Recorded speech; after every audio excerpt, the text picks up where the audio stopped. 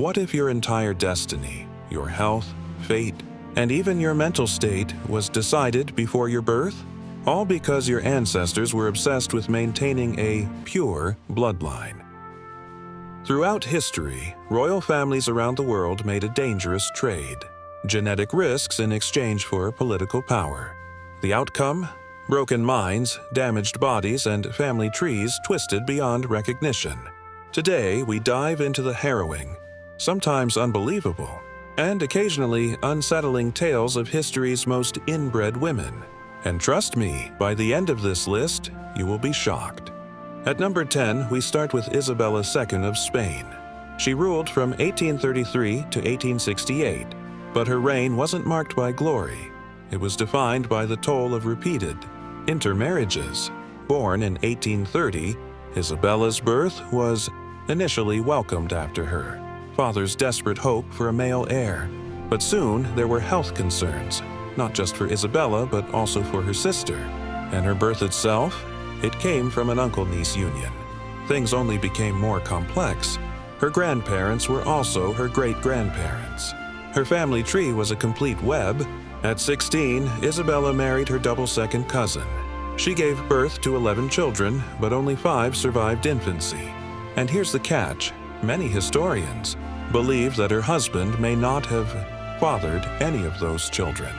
Their marriage likely faced many hidden truths.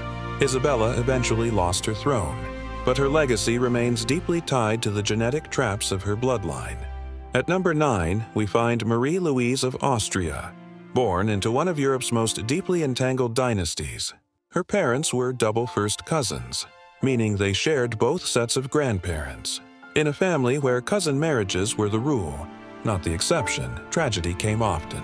Of 12 children, only 7 lived into adulthood. The intensity of inbreeding in her lineage is staggering. Marie Louise, genetically speaking, had only 4 unique great-grandparents, half the normal number. That's the kind of genetic compression scientists today only see in highly isolated populations. At 18, Marie Louise was handed over in marriage to none other than Napoleon Bonaparte, her father's former enemy.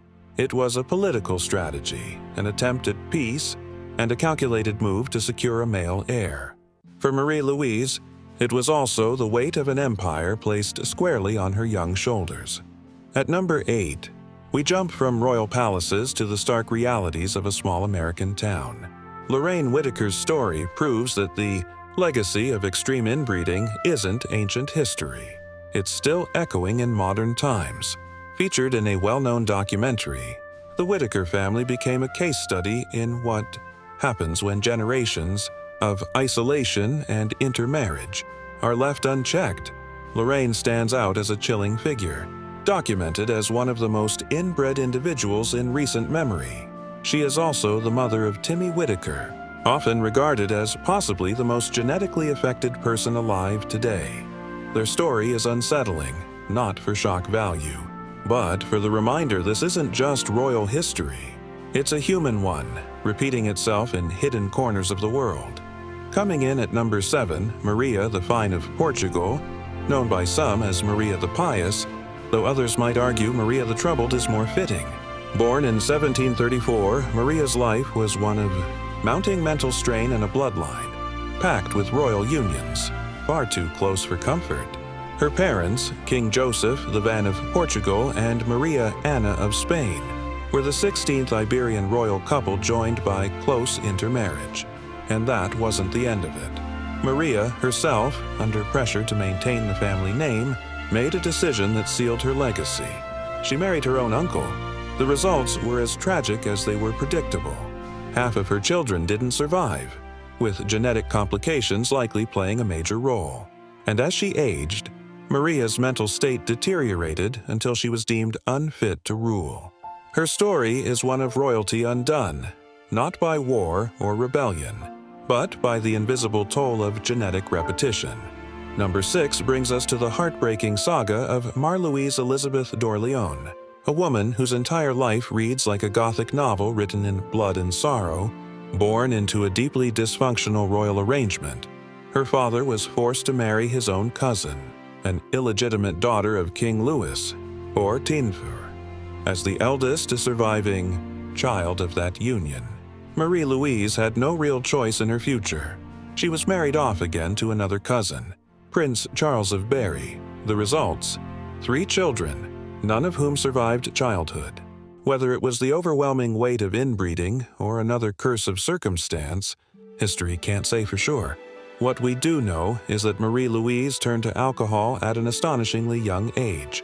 Reports say as early as 14. Was it a cry for help or a way to cope with the heavy hand dealt to her? Either way, her legacy is a tragic tale of dynastic duty gone horribly wrong. At number 5, we turn to a lesser-known but deeply fascinating royal figure, Princess Alexia of Greece.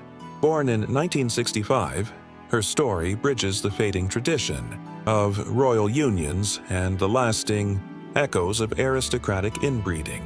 She and her 4 siblings came from one of the last significant royal marriages between a sitting king and a royal princess. But there was more to this union than romantic headlines. Her parents, Queen Anne-Marie of Denmark and King Constantine II of Greece, weren't just royal. They were closely related, not once but twice over. They were second cousins and third cousins, creating a double bond that was as political as it was personal. And their family trees knotted and heavy. Constantine's great-grandparents were siblings. One of his grandmothers was also the sister of his great-grandfather. Anne-Marie's ancestry carried its own tangled legacy. Though their marriage appeared loving, their close genetic ties ensured that their children, including Alexia, were partially inbred, much like the famously related British royals, Queen Elizabeth II and Prince Philip, a modern royal tale rooted in a very old tradition. Taking the 4th spot is someone whose name rarely gets mentioned, despite her staggering genetic legacy. Maria Antonia of Austria, a Habsburg who surpassed even her infamous uncle, Charles III of Spain in terms of inbreeding. While Charles is often cited as the ultimate example of the Habsburgs' genetic downfall, Maria Antonia's family tree makes his look simple. Her ancestry wasn't a tree at all. It was more like a dense looping vine, a tangle of repeated names and repeated marriages. Some have gone as far as calling it a genetic circle rather than a lineage. The extent of her inbreeding was so severe that her genetic similarity matched that of a child born to 2 full siblings. Yet her story is often overshadowed.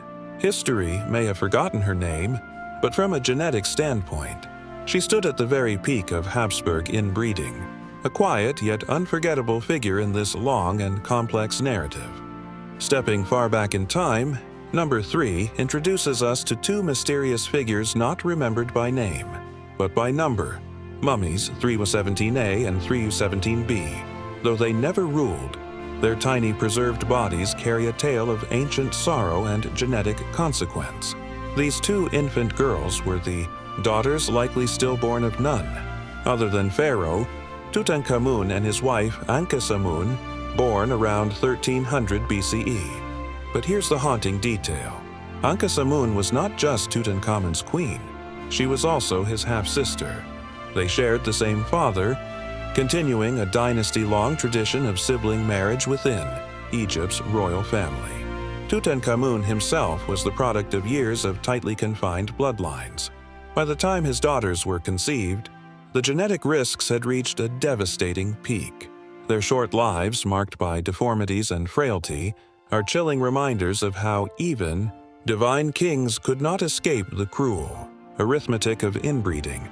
At number 2, we move from pharaohs and palaces to a modern, deeply disturbing case, Kimberley cult.